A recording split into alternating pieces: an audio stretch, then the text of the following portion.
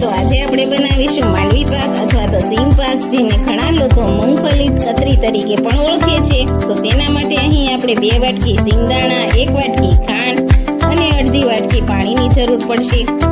હવે એક કડાઈમાં 2 વાટકી સિંગદાણાને મીડિયમ ગેસની ફ્લેમ પર શેકી લઈએ। દાણાને 4 થી 5 મિનિટ હલાવ્યા બાદ ચેક કરવું કે દાણાનું ફોતરું આસાનીથી ઉકળી જાય।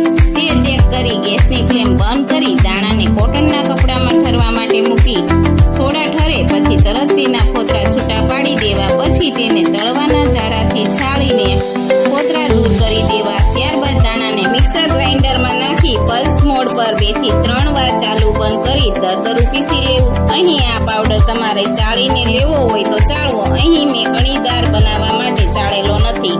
ત્યારબાદ તેને બીજા વાસણમાં લઈ લેવો। પછી તેમાં 3 ચમચી મિલ્ક પાવડર નાખી મિક્સ કરવું, જેનાથી માવા જેવું ટેક્સચર આવશે। પછી તેમાં થોડોક એલચી પાવડર નાખીને હલાવી લેવું। ત્યારબાદ એક કડાઈમાં 1 વાટકી ખાંડ અને ખાંડ ડૂબે તેટલું એટલે કે અડધી વાટકીથી થોડુંક ઉપર એટલું પાણીને મિક્સ કરી મીડિયમ ગેસની ફ્લેમ પર હલાવતા રહેવું।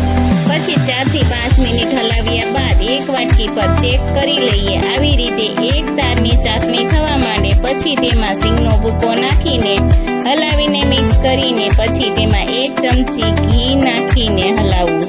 તેમજ બીજા વાસણમાં થોડુંક મિશ્રણ લઈને ચેક કરી લઈએ। હાથમાં જરાય ચોટતું નથી તો પરફેક્ટ બનીને તૈયાર થયેલ છે। પછી એક થાળીમાં અડધી ચમચી ઘી લઈ પછી તેને બ્રશથી આખી ડીશમાં ફેરવી લેવું।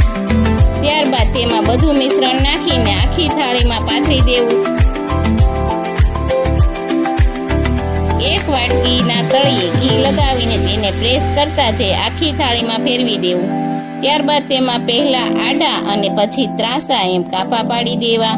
તો તૈયાર છે આપણી મગફળી કતરી।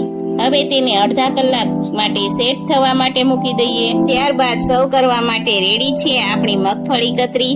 જો તમને મારો આ વિડીયો પસંદ આવે તો મારી ચેનલને લાઈક, શેર અને સબસ્ક્રાઇબ કરજો। Thanks for watching.